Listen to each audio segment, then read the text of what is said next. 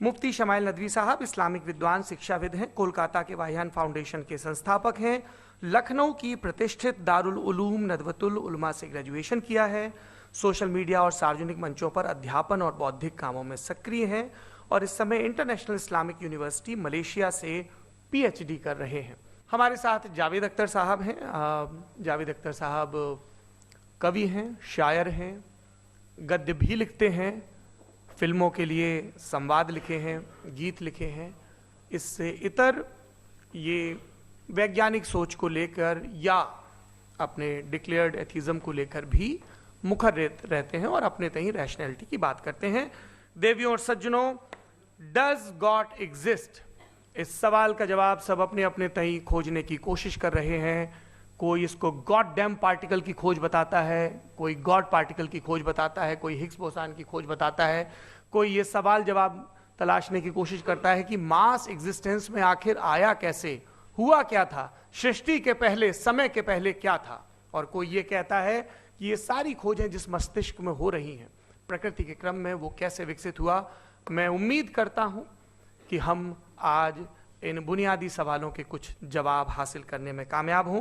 मैं सबसे पहले मंच पर आमंत्रित कर रहा हूं मुफ्ती शमाइल नदवी साहब को। आइए सर जी।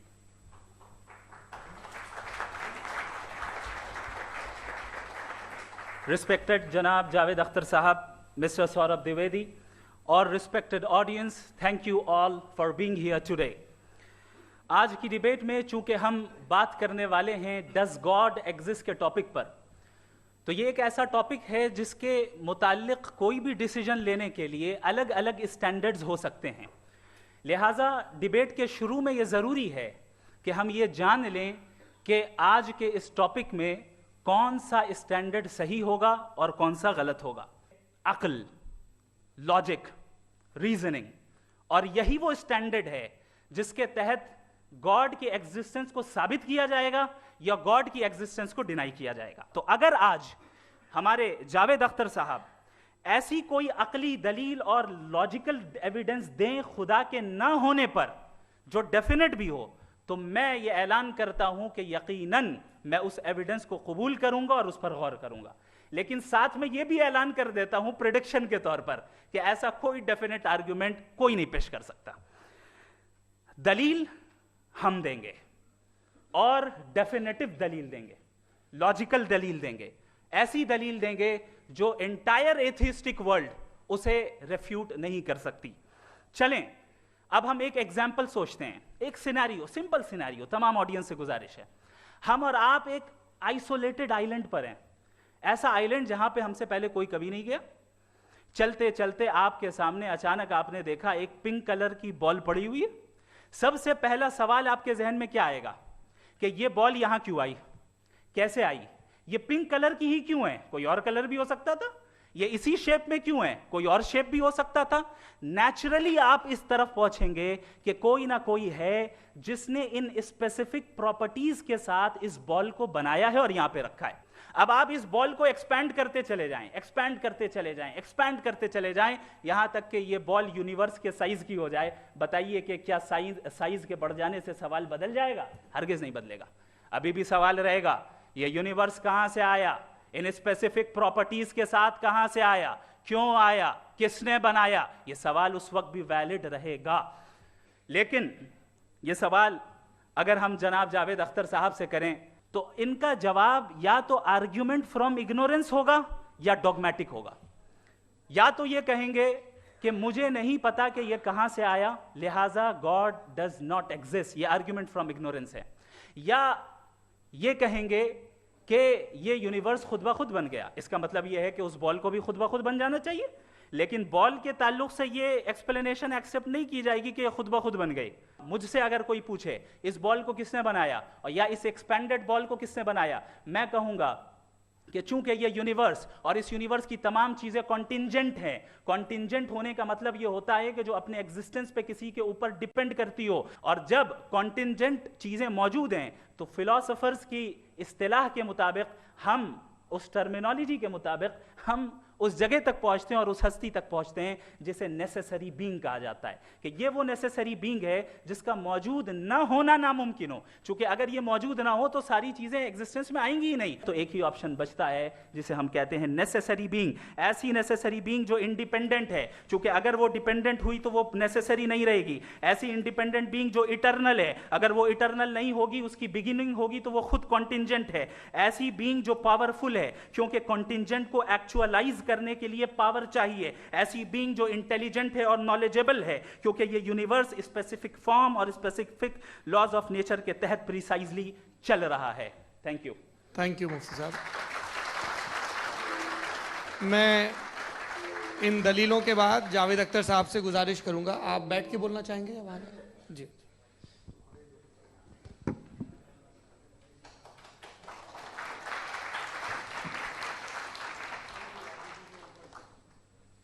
पहले तो मैं मुफ्ती साहब को एक अच्छी खबर देना चाहूँगा कि मेरी नॉलेज साइंस के बारे में बड़ी मामूली है, तो आप फिक्र ना करें उसकी, लेकिन कुछ कॉमन सेंस है मुझ में।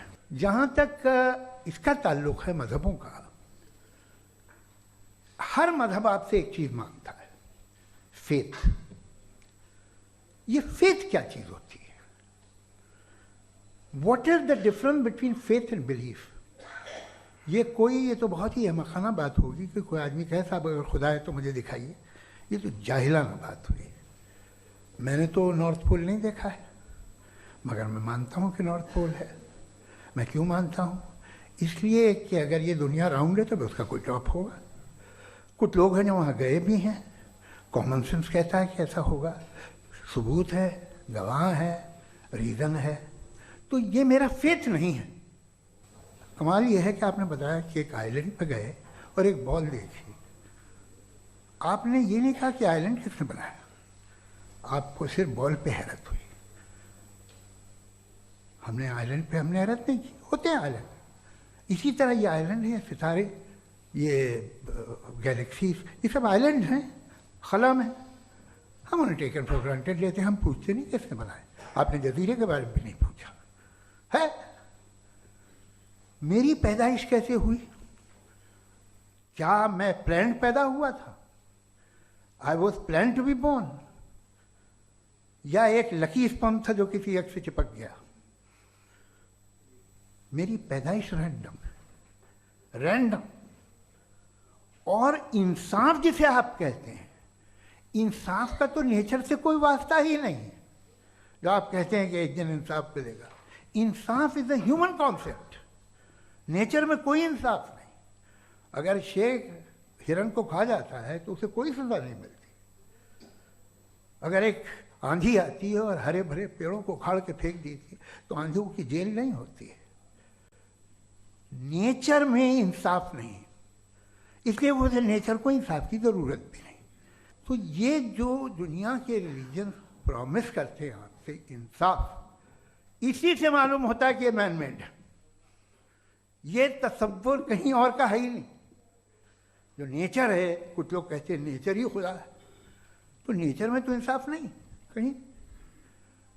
और आप वादा कर रहे हैं कि तुम्हें मरने के बाद इंसाफ मिलेगा। मुझे अगर मिलेगा तो मैं बहुत खुश हूँगा, लेकिन मैं यकीन नहीं कर पाता हूँ, इसलिए कि मैं फेथ नहीं पैदा कर सकता। The very fact that religions demand faith, इसका मतलब है कि उनके पास जस्टिफिकेशन नहीं है। जी, मैं पहले जवाबी दौर के लिए इनवाइट कर रहा हूँ मुफ्ती साहब को। Your rebuttal round 1। Thank you very much Javed साहब। फेथ और बिलीफ का फर्क आप इस तरह नहीं कर सकते सर। फेथ सही भी होता है, गलत भी होता है। बिलीफ सही भी होता है, गलत भी होता है। जो लॉजिक, रीजन और एविडेंस से बैक्ड होगा वो फेथ सही होगा। और आप जिस फेथ की बात कर रहे हैं कि इलॉजिकल है और उसके पीछे नहीं है, तो we are on the same page. हम नहीं मानते उस फेथ को। आज आप चाहे फेथ एक्सेप्ट कर लें या बिलीफ एक्सेप्ट कर लें, आज ये बात होगी कि ट्रूथ क्या है। चाहे ट्रू बिलीफ सही है या ट्रू फेथ सही है, और फॉल्स फेथ क्या है और फॉल्स बिलीफ क्या है, बात इस पे हो रही है। अगर आप ये कहते हैं कि नेचर में इंसाफ नहीं है, तो इंसाफ का न होना ये नेचुरल हुआ, तो फिर नेचर को नेचर रहने दे। क्यों हम इतना स्ट्राइव कर रहे हैं दुनिया में इंसाफ लाने के लिए? Thank you. फर्स्ट राउंड की रिबटल के लिए मैं जावेद साहब को इनवाइट कर रहा हूँ। मुझे इस बात की खुशी है कि मुफ्ती साहब ने भी मान लिया कि नेचर में कोई इंसाफ नहीं है। बाकी है कि आपने मेरी एक बात का जवाब नहीं दिया, जिससे मुझे शिकायत है कि फेथ क्या है और आप फेथ मांगते क्यों हैं मुझसे? आप तो लॉजिकल हैं, आपके पास तो सारे रैशनल्स हैं, आपके पास सारे सबूत हैं, तो आपको फेथ की डिमांड क्यों करते हैं कि भाई तुम सरेंडर कर दो और सवाल मत करो? कोई मजहब सारे सवाल करने की इजाजत नहीं देता है और मना करता है कि ज़्यादा सवाल ना करो, बहक जाओगे तुम। कमाल ये है कि दुनिया के सारे मजहब सब जानते हैं ये दुनिया कैसे बनी थी, कैसे मिटेगी, मरने के बाद क्या होगा, इनको सब इल्म है। इनको किसी को डायनासोर होते थे पहले ये नहीं पता था, किसी को नहीं पता। किसी भी दुनिया की मजहबी किताब में डायनासोर का जिक्र नहीं है। जिस दुनिया में आप बैठे हैं सर, ये हॉल जो है, ये इलेक्ट्रिसिटी जो है, ये माइक जो है, जिस हवाई जहाज से आप आए थे, वो जिस कार से आप यहाँ आए हैं, ये सब उन लोगों की बनाई हुई है जिन्होंने सवाल किए थे। ये दुनिया जिसमें आप आज आराम से हैं, ये उन लोगों की बनाई है कि जिन्होंने सवाल किए थे और हर स्टेज पे इन सवालों को मकरूह कहा गया था, गलत कहा गया था। तो आज जो बातें आपके जहन से बिल्कुल परे हैं और आप हैरान होते उन्हें देख के, एक वक्त आएगा कि मामूली लगेंगे।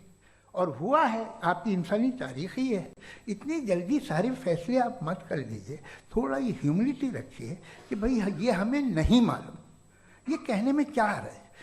ये यूनिवर्स कहाँ तक फैली, ये कब से है और कब तक रहेगी, हमें नहीं मालूम। आपने फैसला कर लिया कब बनी। ये आपके हिसाब से कोई 14 बिलियन ईयर बनी जो समझा जाता है। उससे पहले हजारों करोड़ों अरबों साल तक खुदा बैठा क्या कर रहा था? खामोश बैठा था, ऐसी जमाइयाँ ले रहा था। फिर उसे आइडिया आया, यार एक काम करते, वक्त अच्छा गुजर जाएगा, यूनिवर्स बनाते। सोचिए, तो हम अपनी जहालत से लड़े, उसकी परस्तिश न करें। Thank you so much. तर्कों की श्रृंखला में राउंड 2 के लिए मुफ्ती साहब को आमंत्रित कर रहा हूँ। शुक्रिया। जनाब जावेद अख्तर साहब कई मर्तबा दोहरा रहे हैं कि फेथ का मतलब बताइए, फेथ का मतलब बताइए। मैंने बता दिया, फेथ सही भी होता है, गलत भी होता है। और आज हम फेथ पे बात नहीं कर रहे, हम ट्रुथ और डज गॉड एग्जिस्ट पे बात कर रहे हैं। क्या डज गॉड एग्जिस्ट, ये ट्रुथ यानी गॉड है या नहीं है, इसमें से दोनों ट्रुथ क्या है। अब आप उसे फेथ कह लें, बिलीफ कह लें, नॉट माई बिजनेस। उसके बाद आपने कहा कि भाई सवाल करने से मजहब रोकता है। मैं कहता हूं जो रोकता है वो रोकता होगा, मैं नहीं रोकता। बल्कि सवाल करें, सवाल करना चाहिए। सवाल कर करके तो हम आगे बढ़ते हैं, तरक्की करते हैं, और इसीलिए मैं आज यहां पे आया हूं। लेकिन सवाल सिर्फ खुदा से नहीं होगा, आपसे भी होगा। सवाल एथिज्म से भी होगा, सवाल सिर्फ मजहब से नहीं होगा, सबसे होगा। और आज मैं सवाल करूंगा और उम्मीद है कि आप जवाब देंगे। अभी तक आपने वैसे कॉन्टिंजेंसी आर्गुमेंट का कोई जवाब नहीं दिया है।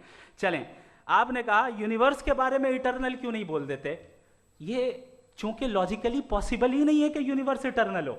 यूनिवर्स एक कॉन्टिंजेंट चीज है जो टाइम एंड स्पेस के पाबंद है, टाइम एंड स्पेस से बाउंड है। जो टाइम एंड स्पेस से बाउंड होगा वो कॉन्टिंजेंट होगा, जो कॉन्टिंजेंट होगा वो उसकी बिगिनिंग हुई होगी, जिसकी बिगिनिंग हुई होगी वो इटर्नल नहीं हो सकता। ये तो कॉमन सी बात है। आपने कहा कि किसी मजहबी किताब में डायनासोर का जिक्र नहीं है। अफसोस कि आज तक किसी मैथमेटिक्स के किताब में मुझे डायनासोर का जिक्र नहीं मिला।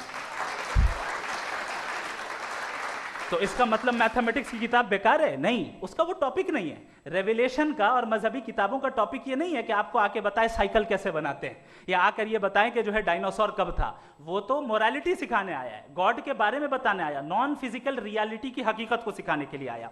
रिलीजियन साइंस को रोकता है? नहीं रोकता। अगर रोकता है तो गलत करता है। रिलीजियन साइंटिज्म को रोकता है, जिसमें हमारे जावेद साहब मुब्तला हैं। साइंस और साइंटिज्म में फर्क है। साइंटिज्म यह है कि आप समझें कि साइंस और साइंटिफिक मेथोडोलॉजी ये नॉलेज को हासिल करने का वाहिद सोर्स ऑफ नॉलेज है। यह है साइंटिज्म, हम इसे रिजेक्ट करते हैं। उसके बाद उन्होंने कहा कि भाई हमें नहीं मालूम अगर नहीं मालूम तो क्लियरली कह देना कि नहीं मालूम है, इसमें क्या हर्ज है। तो वही तो मैं कह रहा हूं ना कि आप कह दें कि नहीं मालूम, लेकिन क्लेम क्यों कर रहे हैं कि गॉड एग्जिस्ट नहीं कर रहा है। आखिरी चीज, इन्होंने कहा कि खुदा दुनिया बनाने से पहले 150 साल पहले या करोड़ों साल पहले क्या कर रहा था। अरे हजरत, चलें बहरहाल मैं जवाब दे देता हूं, आप हमारे रिस्पेक्टेड पर्सनालिटी हैं, अगर आप नहीं होते तो मैं ऐसे एंटरटेन ही नहीं करता।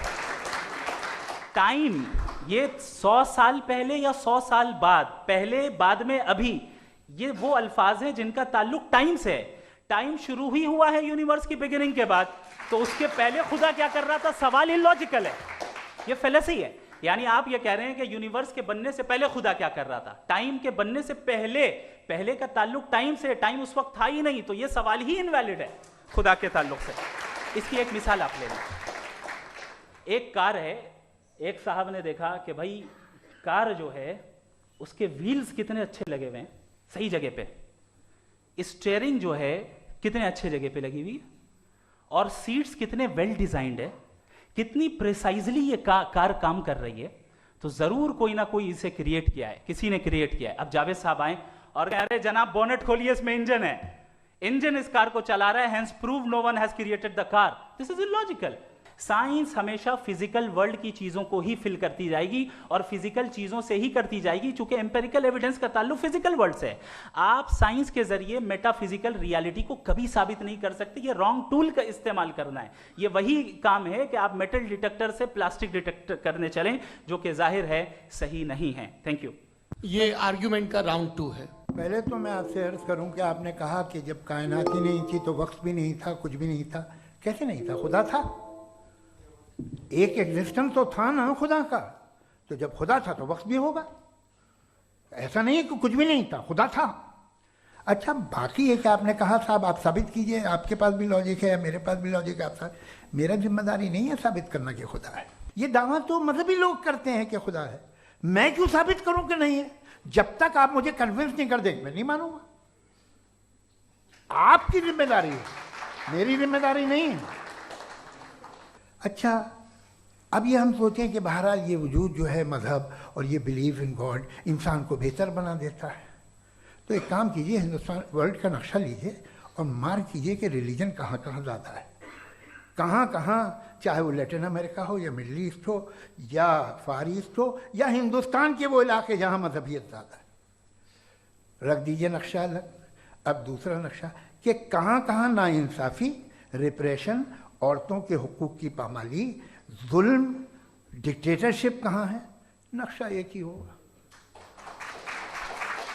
तो आप मुझे बताएं कि जो इसका तरकीब इस्तेमाल क्या है, खुदा का तरकीब इस्तेमाल तो बताइए। आप छोटी सी दवा सड़क पे बेचते हैं, उसकी भी तरकीब इस्तेमाल बताते हैं। इसके इस्तेमाल से तो फ़ायदा नहीं हुआ किसी को।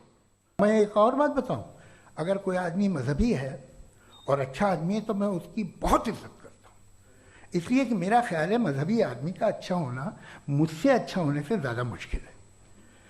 भाई हर चीज़ की एक लिमिट है, आप इतना भाग सकते हैं, इतना नहीं भाग सकते, इतना वजन उठा सकते, इतना नहीं उठा सकते, इतना दूर देख सकते हैं, इतना दूर नहीं देख सकते। उसी तरह कॉमन सेंस कहता है कि आप में नेकी का भी एक कोटा होगा। अब आप अगर सुबह जाते हैं अपनी इबादत गाह और इबादत करते हैं तो बाहर निकलते हैं तो आप तो यही महसूस करते हैं कि आपने एक बहुत अच्छा काम किया, आपकी नेकी का एक बहुत बड़ा कोटा खर्च हो गया जिससे किसी का कोई फ़ायदा नहीं।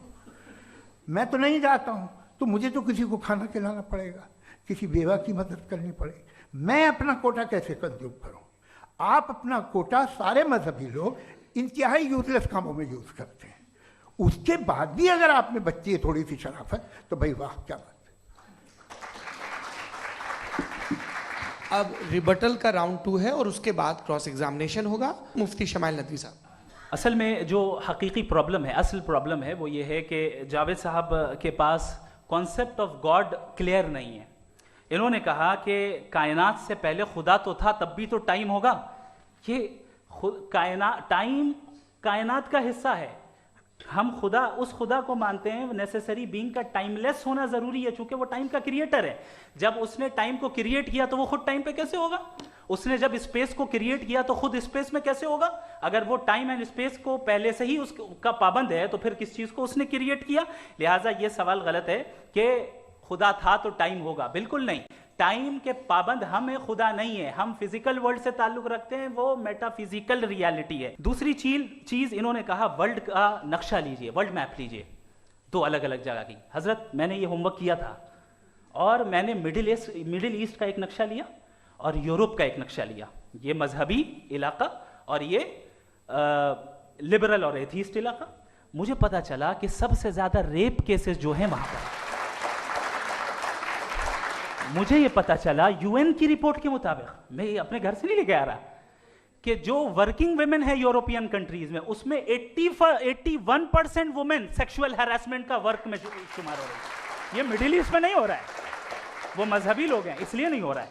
दूसरी चीज आपने ये कहा कि मजहबी आदमी का अच्छा होना हमारे अच्छे होने से बहुत मुश्किल है, बहुत मुश्किल है। तो इसका मतलब यह है कि गॉड के अलावा आपके पास अच्छे और बुरे का कोई स्टैंडर्ड है। मैं चाहूंगा कि कन्वर्सेशनल स्टाइल वाले डिस्कशन और सेगमेंट पे इसी पे बात कर लेते हैं। Thank you very much. ये रिबटल का राउंड 2 है और इसके बाद क्रॉस एग्जामिनेशन शुरू करेंगे। आप चाहे तो जो इन्होंने सवाल पूछे उनके जवाब आप रिबटल में भी दे सकते हैं। इन्होंने पहले ही हमको डिसआर्म कर दिया, कह लिया अकल से मामला सॉल्व नहीं हो सकता, लॉजिक से आप पहुंच नहीं सकते, ये एक मेटाफिजिकल चीज़ है। मेटाफिजिकल अजीब सा लफ्ज़ है, ठीक से किसी को माने नहीं मालूम इसके, तो ऐसा लगता है कुछ बड़ी चीज़ है। अरे भाई क्या होता है मेटाफिजिकल, बताओ, खड़ी हो। ये एक लफ्ज़ है जो कहीं भी इस्तेमाल हो जाता है। जब आप एक बात कर रहे हैं और आप मुझसे बहस कर रहे हैं तो मुझे मेटाफिजिकल मत बताइए, आप लॉजिकली मुझे प्रूफ किए। और अगर लॉजिकली आप नहीं बात करते साहब ये मेटाफिजिकल है, तो फिर हम आप बात क्या कर रहे हैं? और ये कहना कि वक्त पहले नहीं था तो फिर क्यों कहते हैं ये हमेशा से और हमेशा रहेगा? हमेशा वक्त है, तो आप कैसे कहते हैं वो हमेशा से है और हमेशा रहेगा? हमेशा का मतलब है कोई वक्त, अगर वक्त ही नहीं है तो हमेशा कैसे? बाहर वो रहेगा।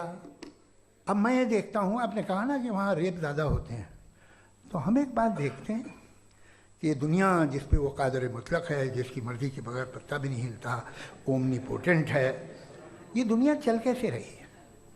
और इस दुनिया का हाल क्या है? 45,000 बच्चे जो 10 साल की उम्र से कम थे वो गाजा में मरे।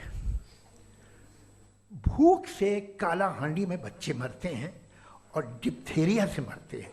डिप्थेरिया अजीब मर्ज है, गले में जाली बनना शुरू होती है, बच्चा नीला हो जाता है, गरीब का बच्चा, इसलिए कि उपास इलाज नहीं। ये कादर मुतलक है जो चाहे कर दे, इससे आप दुआएं मांगते हैं हमारी ये काम कर दे वो कर दे, तो इसका मतलब डे टू डे लाइफ में वो इंटरफेयर करता है और ये देख रहा है वो। अगर वो वाकई भी है फॉर डिस्कशन सेक, तो मैं जब दुनिया देखता हूँ तो मेरे दिल में उसके लिए कोई इज्जत नहीं पैदा होती। ये क्या कर रहे हो तुम? अगर वो देख रहा है और इंटरफेयर नहीं करता तो आप दुआ क्यों मांगते? आप कहते हैं मेरा ये काम करा दे, इसके मतलब है वो दखल दे सकता है, वो आपको नौकरी दिलवा सकता है, भले दूसरे आदमी को न मिले, मगर आपका काम कर देगा चूंकि आपने दुआ मांगी है। तो जब वो आपको नौकरी दिला सकता है, लड़की की शादी कर सकता है, बेटे को ग्रीन कार्ड दिलवा सकता है, तो कम से कम ये जो मर रहे हैं बच्चे इनको रोक दे, कुछ तो करे। मुझे तो दुनिया में इस दुनिया का कोई मालिक है, इसका ओमनीपोटेंट कोई रूलर है और ये दुनिया ऐसी चल रही है। मैं तो चाहूंगा कि भाई ना हो, अगर हो तो बड़ी शर्मिंदगी की बात है। शुक्रिया। अब सबसे ज़रूरी और सबसे मुश्किल राउंड शुरू हो रहा है क्रॉस एग्जामिनेशन का। मुफ्ती साहब पहला सवाल आपका, 16 मिनट है, हम दोनों लोगों के सवाल लेंगे जी। सबसे पहला सवाल आपसे ये है कि जो मैं इतनी देर से कॉन्टिंजेंसी आर्ग्यूमेंट आपको बता रहा था, ये अकल से ही बता रहा था हजरत। आप ये बताएं कि आप इन्फिनिट रिग्रेस ऑफ कॉजेस को पॉसिबल मानते हैं या नेसेसरी बीइंग के एग्जिस्टेंस को सही समझते हैं? चूंकि दो ही ऑप्शन हो सकता है, आप ये बताएं। देखिए, आपको मैं ईमानदारी से बात करूं, एक तो मैं कॉन्टिजेंसी वर्ड ठीक से समझता नहीं और इस वक्त भी जो आपने अंग्रेज़ी के अल्फाज इस्तेमाल किए वो ज़रा थोड़े से मुझे डिफ़िकल्ट और कॉम्प्लिकेटेड लगे, तो आप ज़रा सिंपल ज़बान में सवाल कर सकते हैं? बिल्कुल कर सकता हूँ जी। यूनिवर्स की हर चीज कॉन्टिंजेंट होने का मतलब ये है कि वो अपने एग्जिस्टेंस में किसी के ऊपर डिपेंडेड है। जो भी चीज डिपेंडेड होगी वो चीज इंडिपेंडेंट नहीं हो सकती, तो उसका कोई ना कोई कॉज होगा। तो अब आप क्या समझते हैं कि ये इन्फिनिट रीग्रेस है, यानी कॉज पर कॉज, कॉज पर कॉज, कॉज पर कॉज, और कभी कोई यानी ये एंडलेसली चलता रहा? क्योंकि अगर ऐसा होगा तो हम तो एग्जिस्टेंस में आते ही नहीं, तो कहीं ना कहीं आपको रुकना पड़ेगा ऐसे नेसेसरी बीइंग पर। नहीं, कोई ज़रूरत नहीं रुकने की। किसने कहा आप रुकना पड़ेगा? आप रुकते हैं खुदा पे, आप नहीं रुकते। आप कहते हैं वो हमेशा से ये डिपेंडेंट है, ये हम देख रहे हैं, क्या मालूम। आप सोचिए कि ये जो फैल रही है कायनात, ये कहाँ फैल रही है, ये कहाँ जा रही है, और ये फैल क्यों रही है? अरे बना ली थी तुमने, रुको भैया, हाँ काफ़ी है। ये फैल क्यों रही है? ये और कौन सी कायनात जिसे मैं दूरबीन से देखता हूँ तो 2 बिलियन लाइट ईयर पे है, उससे मेरा कोई वास्ता ही नहीं है। 2 बिलियन ईयर यानी अगर मैं 80,000 माइल्स पर सेकेंड से चलूँ तो 20 करोड़ साल में वहाँ पहुँच जाऊँगा। इसकी ज़रूरत क्या थी? आप आर्ग्यूमेंट ऑफ कॉन्टिंजेंसी आप का जवाब कोई ही नहीं दे सवाल रहे हैं। पूछना चाहेंगे? है? आप सवाल पूछना चाहेंगे मुफ्ती साहब से? मुझे कभी कभी लगता है कि ये जो फुटबॉल फाइनल होता है, लाखों लोग होते हैं, फिर वो टीवी कवर कर करोड़ों लोग, अगर उसमें खुदा की एक बूमिंग आवाज़ आ जाती, मैं गॉड हूँ, तो सारे लोग अभी सुन लेते और टीवी पे भी सुन लेते, किस्सा खत्म होता। ये इतनी राजदारी क्या है कि तुम सामने कुछ तो सबूत दे दो हमें सॉलिड। ये कह साहब ये यूनिवर्स कैसे बनी, इससे मसला क्या हल होगा? मैं पूछूंगा आपसे खुदा कैसे बना, क्यों नहीं पूछूंगा? वो इस दुनिया को चला कैसे रहा है, ये दुनिया कैसे चल रही है, आपको इस पर हैरत नहीं होती? या क़यामत के बाद कभी एक जस्टिस होगा जब ये बच्चा मर चुका होगा जिसकी धज्जियाँ उड़ गई बम से?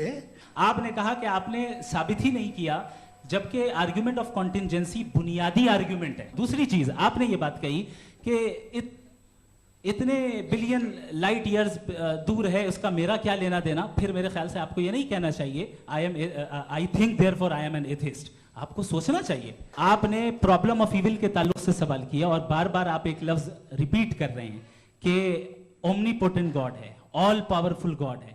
पॉइंट नंबर 1 यानी जो आपका सबसे पहला फॉल्स असम्पशन है कि गॉड मर्सीफुल है, ओमनीपोटेंट है, दुनिया में जुल्म हो रहा है। लेकिन आपको यह समझना चाहिए कि हमारे वर्ल्ड व्यू के मुताबिक गॉड सिर्फ ओमनीपोटेंट और सिर्फ मर्सीफुल नहीं है, बल्कि वो ऑल वाइज भी है और वो ऑल नोइंग भी है। उसके हर काम के पीछे हिकमत और विजडम है। ये कोई जरूरी नहीं है कि वो हिकमत और विजडम आपको समझ में आए या मुझे समझ में आए। अगर आप जो समझ रहे हैं उसके मुताबिक आप फैसला कर रहे हैं, ये लिमिटेड पर्सपेक्टिव से आर्गुमेंट है। और इस चीज को हम अपनी दुनिया में, अपने लाइफ में, डेली लाइफ में इस प्रिंसिपल को एक्सेप्ट करते हैं। हम जब किसी डॉक्टर के पास जाते हैं, डॉक्टर के पास जाकर वो अगर उसने हमें कोई दवाई दी है तो हम ये तो नहीं कहते कि जब तक आपके पास जितना नॉलेज और जितना विजडम नहीं है, आपने क्यों ये दवाई दी है, तब तक हम इस चीज को एक्सेप्ट नहीं करेंगे। नहीं कहते, हम उसकी अथॉरिटी को तस्लीम करते हैं। क्यों? क्योंकि उसकी हम जानते हैं कि वो नॉलेजेबल है, वो विजडम वाला है, हमसे ज्यादा नॉलेज और हमसे ज्यादा विजडम है। बताएं सर। मैंने डॉक्टर में और खुदा में बड़ा डिफरेंस है। डॉक्टर पढ़ा लिखा होता है एक, तो मैं उसकी बात सुनूंगा। आपने अभी मेरी बात पूरी सुनी नहीं। मैंने कहा आपका पूरा आर्ग्यूमेंट 2 फॉल्स असम्पशंस पर है। एक फॉल्स असम्पशन मैंने बता दिया, दूसरा फॉल्स असम्पशन ये है कि इस दुनिया में इविल के होने का कोई गुड रीजन नहीं है, जबकि हमारे पास बाज रीजंस मौजूद हैं, हमारे पास बाज वजूहात मौजूद हैं। अगर इस दुनिया में इविल ना हो तो आप गुड को डिफाइन कैसे करेंगे? अगर जुल्म ना हो आप इंसाफ को समझेंगे कैसे? अगर तारीकी ना हो तो आप लाइट को समझेंगे कैसे? बहुत अच्छे। अभी और सुन लें, अभी और बाकी है। ये तो बात बहुत पसंद आई साहब मुझे कि जब तक रेप ना हो तब तक औरतों की इज्जत का ख्याल आपने मेरा जवाब पूरा सुना ही नहीं। जब तक के बच्चों का कत्ल ना किया जाए तब तक आपको बच्चों की मासूमियत की इज्जत। आपने पूरा जवाब सुना ही नहीं। क्या बात है, क्या आपने नुक्ता निकाला? आपने पूरा जवाब सुना ही नहीं। आप सुन लें, मेरी बात सुन लें।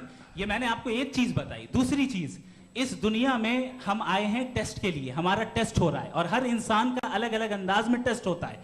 और इस दुनिया में अगर इविल मौजूद है तो वो इविल जरिया है हमारे अंदर ह्यूमन नोबल क्वालिटीज को डेवलप करने का और अलग अलग फील्ड में प्रोग्रेस करने का। और अगर हमारे अंदर और इस दुनिया में इविल नहीं होता तो बताइए टेस्ट का मतलब क्या होता? अगर मैं अपने स्टूडेंट को एमसीक्यूज दूं और उसमें सिर्फ राइट आंसर लिख कर दे दूं और कहूं तुम्हारा टेस्ट हो गया, ये मीनिंगलेस है।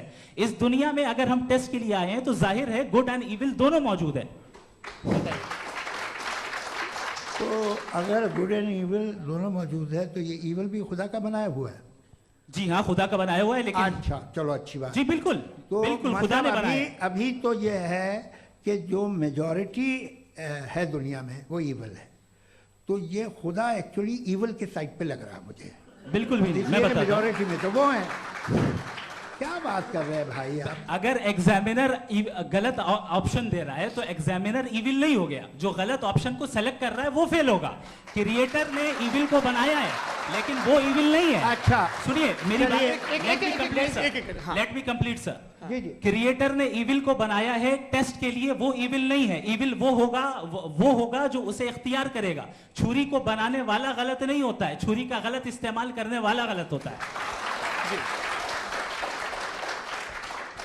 रेप को कैसे गलत इस्तेमाल करते हैं? जो इविल इस दुनिया में मौजूद है उसके कई सारे तरीके हैं। एक तरीका इंसान का अपना फ्री विल है। अब अगर कोई रेपिस्ट रेप कर रहा है तो इसका गॉड का कसूर नहीं है, वो अपने फ्री विल का गलत इस्तेमाल कर रहा है, उसको सजा मिलनी चाहिए। अच्छा। और उसी के लिए जहन्नम बनाई गई है। ये फ्री विल का भी बड़ा चक्कर। आप जब कोई बुरा काम करते हैं या कोई बुराई होती है तो ये कहा जाता है कि ये फ्री विल है। 7 billion free wills are moving on this planet. 7 billion free will. और एक आदमी अपनी फ्री विल से मुझे कत्ल कर दे तो मैं खुदा की मर्जी से मरा हूं कि इसकी फ्री विल की वजह से? खुदा ने फ्री विल का निजाम बनाया है और उस निजाम का गलत इस्तेमाल करके कोई आपको मार रहा है, इस्तेमाल करके मेरा कत्ल कर देता है। अब मेरी मौत का जिम्मेदार कौन है? वो इंसान जिम्मेदार है। वो इंसान। जी। तो ये कहना कि और उसको खुदाई उसको जिंदगी उसको के सजा साथ- मिलेगी। देखिए दुनिया में 2 तरह के जानवर हैं। एक जो अकेले रहते हैं जंगल में और एक जो ग्रुप्स में रहते हैं। ग्रुप में जो भी रहेगा, चाहे वो आपका फाउंडेशन हो, चाहे कोई क्लब हो, चाहे कोई पॉलिटिकल पार्टी हो, चाहे कोई यूनिट हो, उसमें आपको इंटरैक्ट करने के रूल बनाने पड़ेंगे। यानी लोग तय करेंगे। लोग क्या कहते अगर लोगों ने ये तय किया कि किसी का रेप करना सही है, आप जस्टिफाई करेंगे? आपका फाउंडेशन तो ये हो गया ना कि लोग ही विल डिसाइड करेंगे। नहीं। आप साथ में तभी रह सकते हैं जब कुछ आप ऐसे उसूल डेवलप करें जिसमें हर एक का बेसिक तहफ़्फ़ुज़, हर एक का बेसिक राइट हो और हर एक को कोई आराम मिले। यही तरीक़ा है किसी भी ऑर्गेनाइजेशन जिसमें एक से ज़्यादा लोग हैं और वो ऐसे चलती है ज़िंदगी। उसमें अगर आप गड़बड़ करेंगे तो तबाही होगी, नुकसान होगा, बर्बादियाँ आएंगी। आप ये कह रहे हैं कि लोग डिसाइड करेंगे क्या सही है क्या गलत है, यही है? मेजॉरिटी डिसाइड करेगी क्या सही है क्या गलत है? अरे भाई बिल्कुल। मेजॉरिटी अगर ये कहे कि नाजी जर्मनी के साथ जिस तरह मेजॉरिटी थी कि जेनोसाइड करना सही है, आप जस्टिफाई करेंगे? उस वक्त आपका ये सवाल सिर्फ उसके बाद क्लोजिंग। हाँ, उस वक्त प्लेनेट पे जो लोग थे हाँ। उनमें कितने लोग हिटलर को सही समझते? अच्छा, प्लेनेट की मेजॉरिटी तय करेगी, सोसाइटी की नहीं। प्लेनेट की मेजॉरिटी गॉड के एग्जिस्टेंस को सही मानती है, आप क्यों नहीं मानते? वक्त है, क्लोजिंग आर्ग्यूमेंट है, उसके बाद हम ऑडियंस से क्वेश्चन आंसर लेंगे जावेद साहब की क्लोजिंग आर्ग्यूमेंट के बाद। हमारा जो टॉपिक है डज गॉड एग्जिस्ट, मैं इस पे इतने एकेडमिक तैयारी करके आया था। मुझे था कि मैंने सोचा था कि कई सारे मैं आर्ग्यूमेंट्स दूंगा, लेकिन वक्त की भी किल्लत और जावेद साहब बार बार इधर उधर चले जा रहे थे तो उसको भी थोड़ा एंटरटेन करना पड़ गया। डज गॉड एग्जिस्ट पे मैं एक ही आर्ग्यूमेंट दे पाया। आर्ग्यूमेंट्स बहुत हैं और डेफिनेटिव आर्ग्यूमेंट्स हैं, और मेरे आर्ग्यूमेंट को किसी एक राउंड में भी इन्होंने एंटरटेन नहीं किया और रेफ्यूट नहीं किया। एक राउंड में भी नहीं, एक राउंड में भी नहीं। दूसरी चीज ये है कि आपने एक तो इसका जवाब नहीं दिया, दूसरा आपने गॉड के ना होने पर कोई डेफिनेटिव आर्ग्यूमेंट नहीं दिया। सिर्फ मजहब पे बात कर रहे हैं आप। मजहब तो आज हमारा टॉपिक ही नहीं था। आज तो हमारा टॉपिक हो, आप मजहब से ले लेकर आईएस तक चले गए। भाई हमारा क्या ताल्लुक है उससे? We condemn them. और उसका गॉड से क्या ताल्लुक है? अगर कोई गलत काम कर रहा है, किसी ने किसी को कत्ल किया, किसी ने किसी का रेप किया, उसको सजा मिलनी चाहिए। और आपके पास कोई भी rational strong foundation of morality नहीं है। आपने कहा कि मेजॉरिटी तय करेगी सोसाइटी की, वो सही होगा। मैंने कहा हिटलर को फिर आप सही कहेंगे, नहीं, प्लैनेट की सोसाइटी की मेजॉरिटी तय करेगी। तो प्लैनेट की मेजॉरिटी गॉड के एग्जिस्टेंस को मानती है, आप कह रहे हैं ये रिलीजियस है। तो यानी आपके पास कोई स्ट्रॉन्ग फाउंडेशन नहीं है ऑब्जेक्टिव मोरालिटी का। ऑब्जेक्टिव मोरालिटी का अगर कोई फाउंडेशन है तो वो सिर्फ गॉड है, गॉड है, गॉड है। Thank you. जावेद अख्तर साहब, ये आपका क्लोजिंग आर्ग्यूमेंट है। देखिए, बहुत सारी बातें हैं। गॉड का डेफिनेशन दुनिया के किसी भी रिलीजन में है कि वो ओमनीपोटेंट है, ओमनीप्रेजेंट है, he is just, he is kind, he loves you and so on. मैं जब दुनिया देखता हूँ तो मुझे कोई ऐसा सुप्रीम पावर यहाँ दिखाई नहीं देती है जो इंसान की बहबूदी के लिए कुछ कर रही हो, कमज़ोर को बचा रही हो, मदद कर रही हो, जालिम को पीछे हटा रही हो। मैं नहीं देखा, तारीख़ में नहीं। एक तो अगर है और ये देख रहा है तमाशा, तो उसका होना न होना बराबर है। दोयम ये कि ये जो है, जब आप ये कहते हैं कि कायनात जिसकी कंटिजेंसी है, मैं देखिए वो लफ्ज़ इस्तेमाल किया मैं, तो ये कैसे हो सकती है भाई? और फ़ौरन आप सरेंडर कर देते हैं कि जाहिर है कि इसका बनाने वाला तो इससे 10,000 गुना था तो कॉम्प्लिकेटेड होगा। उस पर आपके होने पे कोई इतराज़ नहीं है। उसे वो टाइमलेस है, वो पहले से था, टाइम तो बहुत बाद में आया। ये सब आप मानने को तैयार है जिसका आपके पास कोई सबूत नहीं, आपके पास कोई रीज़न नहीं है। आपकी तारीख क्या है मज़हबों की? बिलीफ की, जो खुदाओं का बिलीफ है, ये कॉन्स्टेंटली गलत साबित होता रहा है। मतलब आप कहें कि अरिस्टोटल के ज़माने में तो सब जाहिल थे, वो भी इतने ही यकीन से खुदा पे यकीन रखते थे जो अब नहीं रहा। ये भी नहीं रहेगा, आप लिख लीजिए। और इसके आसार आपको दुनिया में दिखाई देना शुरू हो चुके हैं। ये बहस क्या आज से 100 साल पहले इस तरह हो सकती थी? यहाँ तक तो आपको हम ले आए हैं। तो सर मैं तो आपको सीधा ऑफर देता हूँ कि दुनिया में 10 इम्पॉर्टेंट बिलीव्स हैं। आप एक मानते हैं, 9 नहीं मानते। 9 में आप एथियस्ट हैं, 9 को आप बिल्कुल रीजनेबली मेरी तरह देखते हैं। तो 90 मजहबी आदमी भी 90% एथियस्ट है। वो दूसरे खुदा नहीं मानता, एक खुदा मानता है, अपना वाला, बाकियों को कहता है गलत है। अगर आप मानना ही बंद कर दे तो आपका 10% चांस है कि आप सही हैं और 90% चांस है कि आप गलत हैं। मेरा मशवरा है, आप मानना छोड़ दिए तो 50% चांस होगा कि आप सही हैं और 50% चांस होगा, 40% आप गेन करेंगे बाय बिकमिंग एथियस्ट। और अब इस बातचीत का आखिरी राउंड शुरू होगा, डज गॉड एग्जिस्ट की ये बहस मुफ्ती शमाइल नदवी और जावेद अख्तर साहब के बीच। जी, सबसे पहले हमारी सहयोगी हैं मारिया शकील जी, पूछिए सवाल। पहला सवाल ये कि गजा में सालों से छोटे बच्चे मर रहे हैं, वो उनको, अगर खुदा मर्सीफुल है, हम मानते हैं कि अल्लाह ताला में बहुत ताकत है, तो वो बच्चे क्यों मर रहे हैं? दूसरी बात ये कि अगर कंटिजेंसी की जो आप बात करते हैं, पूरे मुस्लिम ममालिक मिल करके भी उन गजा के बच्चों को क्यों नहीं बचा पा रहे हैं? क्योंकि अगर वो चाहते, क्योंकि अल्लाह ताला उन पर हुकूमत करते हैं, सब पर हुकूमत करते हैं, तो वो उनको क्यों नहीं बचा? जी देखें, जहां तक आपने कहा कि गजा के बच्चों को मारा जा रहा है, देखें 2 वर्ल्ड व्यू है, एक एथिस्टिक वर्ल्ड व्यू, एक थीस्टिक वर्ल्ड व्यू है। बच्चे मर रहे हैं दोनों वर्ल्ड व्यू में, लेकिन हमारा वर्ल्ड व्यू कह रहा है कि रिकॉम्पेंस है। ये कह रहे हैं कि उनका मरना बेकार जाने वाला है, कोई उसका रिकॉम्पेंस नहीं है, चूंकि इनके यहाँ आखिरत और अल्लाह का कोई तसव्वुर या गॉड का कोई तसव्वुर नहीं है। आपने ये सवाल किया कि गॉड मर्सीफुल है, क्यों नहीं रोकता? ये मैंने बताया कि ये मिसकंसेप्शन है लोगों के दरमियान कि गॉड को सिर्फ मर्सीफुल और ओमनीपोटेंट समझते हैं। गॉड के सिर्फ यही 2 एट्रीब्यूट्स नहीं हैं, गॉड के कई सारे एट्रीब्यूट्स हैं। उनमें से अल हकीम भी है, उनमें से ऑल वाइज भी है, ऑल नोइंग भी है। लिहाजा अगर इस दुनिया में किसी को तकलीफ आ रही है और गॉड उसको नहीं रोक रहा है, वो इसलिए नहीं रोक रहा है चूंकि इंसानों को फ्री विल दिया गया है। ठीक इसी तरीके से अगर एक डॉक्टर किसी छोटे बच्चे को इंजेक्शन लगा रहा है, उसे तकलीफ पहुंच रही है, उसके लिमिटेड पर्सपेक्टिव के एतबार से ये गलत हो रहा है और डॉक्टर बुरा है, लेकिन जब आप ब्रॉडर पिक्चर को देखेंगी, आपके और हमारे पास सिर्फ एक पिक्सल है, हमें इतना नजर आ रहा है कि गजा में कत्ल हो रहा है, लेकिन इसके पीछे कितना रिकॉम्पेंस उनको मिलने वाला है, पूरा पिक्चर गॉड के पास है। यहाँ पे गौहर रजा साहब हैं, वो भी एक सवाल पूछना चाहते हैं। मैं जावेद साहब से डिसएग्री करता हूँ, इसलिए जावेद साहब से सवाल पूछ रहा हूँ। आपका सवाल जावेद अख्तर साहब से। और सवाल ये है मेरा कि जावेद साहब ने कई बार लॉजिक का इस्तेमाल किया कि साइंस में लॉजिक है और रिलीजन में लॉजिक नहीं है। मेरा ख्याल ये है कि रिलीजन में भी लॉजिक है, लेकिन उस लॉजिक की बेसिस ये है कि आप रुक जाते हैं, जिसका जिक्र जावेद साहब ने बार बार किया, यानी खुदा के तसव्वुर पे आते हुए, गॉड के तसव्वुर पे आते हुए रुक जाते हैं। और इसमें सवाल पूछना मतलब फॉरबिडन होता है। सवाल ये है कि क्या जावेद साहब इससे एग्री करते हैं कि साइंस की लॉजिक अलग है और रिलीजन की लॉजिक अलग है? देखिए, तीन चीज़ें हैं। साइंस है, एक है मंतिक है, इस्तिदलाल है, और एक जो है कुछ भी नहीं है, फेथ है, अकीदा है।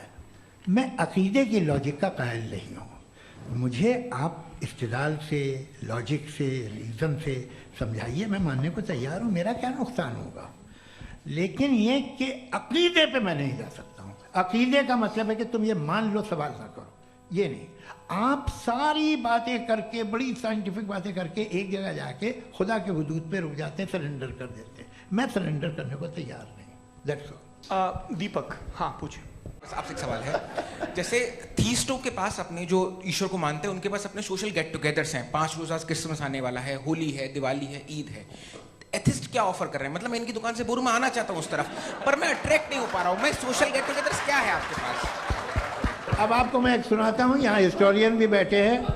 मृदुला जी, आप बताइएगा सही है क्या? ये एक कॉन्स्टेंटाइन, एक ग्रीक रोमन बादशाह था, जो क्रिश्चियनिटी आने के 400 साल बाद उसने डिसाइड किया कि मैं क्रिश्चियन हो जाऊंगा, मेरी पूरी स्टेट कैंसिल हो जाएगी। उस ज़माने में ऐसे ही होता था, राजा जो धर्म इख्तियार करता था वो जनता भी कर लेती थी। इसलिए कि वो हो गया था बैंकक्रप्ट, और उसे जो मेडिटेरियन कोस्ट के रिच क्रिश्चियन वो थे मर्चेंट, उससे पैसा चाहिए था। तो उसने कहा यार क्रिश्चियन हो जाओ। तो उसने अपने वजीर से कहा कि भाई ये हिस्ट्री है कि अब हम लोग क्रिश्चियन हो जाते हैं। पहले सर हो जाएंगे, कोई प्रॉब्लम नहीं है, लेकिन एक प्रॉब्लम ये है कि 17 दिसंबर से 25 दिसंबर तक जो पेगन फेस्टिवल होता, जो पेगन थे वो लोग, जो फेस्टिवल होता है वो बंद हो जाएगा, इसलिए कि हम क्रिश्चियन हो गए तो होगा नहीं।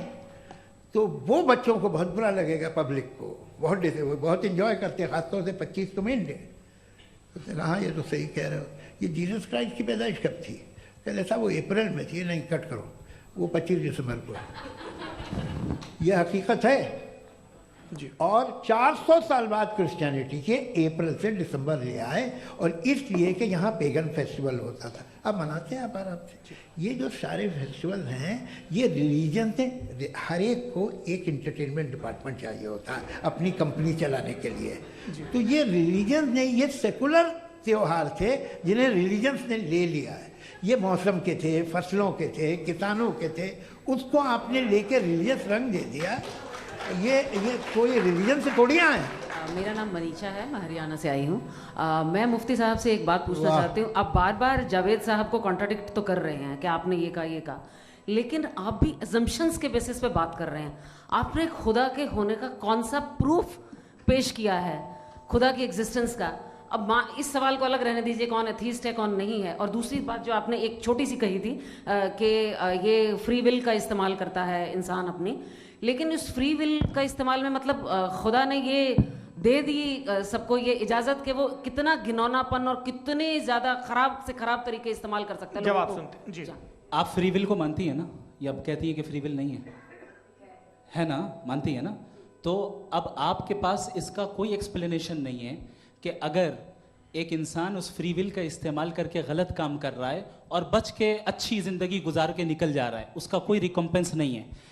हमारे वर्ल्ड व्यू में जो इंसान गलत काम कर रहा है उसको भी रिकम्पेंस यानी उसका बुरा बदला मिलना है, और जो सही काम कर रहा है उसको सही बदला मिलना है। लिहाजा जो फ्री विल है वो इस तरीके से है कि एक लिमिटेड टाइम तक खुदा ने मोहलत दी है। ऐसा नहीं कि छूट दे दी, जो करना है करते रहो हमेशा।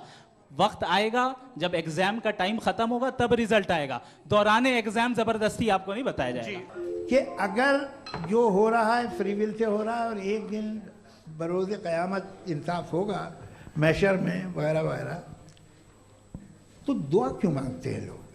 दुआ मांगते हैं इसके मतलब है अभी भी उसने ये डिपार्टमेंट रखा है कि मैं रोज़मर्रा की ज़िंदगी में इंटरफेयर बिल्कुल कर बिल्कुल, सकता हूं। He can.